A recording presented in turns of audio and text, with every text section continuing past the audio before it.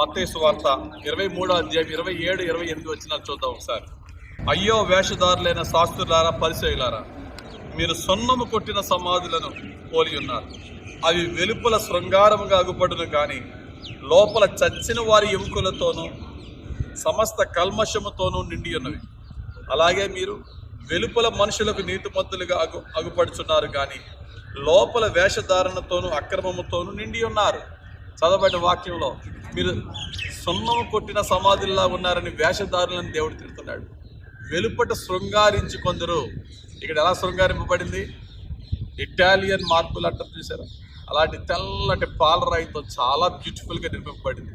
లోపలికి వెళ్ళి చూస్తే ఏంటట, 2 సమాధులు ఉంటాయి అక్కడ, అంతే, రాజుది రాణిది. ఇంకా దాన్ని తీస్తే కుళ్ళిపోయిన ఆ బాడీ కనబడుతుంది. అంటే ఇక్కడ యేసు ప్రభు దేంతో పోల్చేట సమాధిని? అందమైన సమాధిని. మరి ముఖ్యంగా నాకు తెలిసి ఈ భూమి మీద తాజ్మహల్ కంటే అందమైన సమాధి లేదు.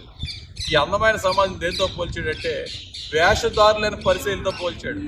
మీరు పైకి చాలా పరిశుద్ధంగా కనబడతారు కానీ లోపలంతా అపవిత్రత అంటున్నాడు ప్రభు. మన జీవితం ఒకసారి చెక్ చేసుకుందాం.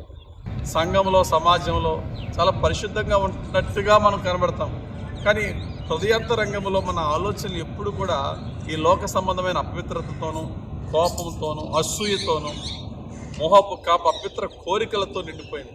ఈరోజు ప్రభుని అడుగుదాం, ప్రభువా, ఆ వెనకాతలు కనబడుతున్నా అందంగా అలంకరింపబడి లోపల కుళ్ళున్న సమాధి వల్ల నన్ను ఉంచొద్దు ప్రభు.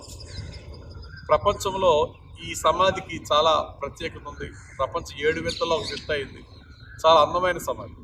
ఎంతకంటే గొప్ప అద్భుతమైనటువంటి వింత, ఎంతకంటే ప్రపంచంలో ఎక్కువ మంది వెళ్ళి చూసే వింత యేసుక్రీస్తు వారి యొక్క ఖాళీ సమాధి.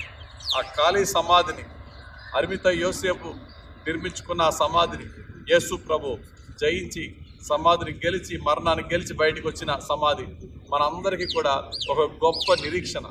మనందరికీ అటువంటి పునరుద్ధాన నిరీక్షణ ఇచ్చాడు. మూసి ఉన్న మీ సమాధులను తెరుస్తా అన్నాడు ప్రభు.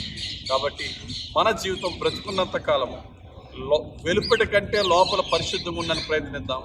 యేసు ప్రభు సమాధి ఖాళీ అయినట్టుగా మనం మరణించిన తర్వాత మన సమాధి చేయబడితే జీవ పునరుద్ధానానికి యేసు ప్రభు వలె లేపబడే తెరవబడిన సమాధులుగా మన జీవితాలు కూడా ఆశీర్వదింపబడతాయని నిరీక్షణతో జీవిద్దాం.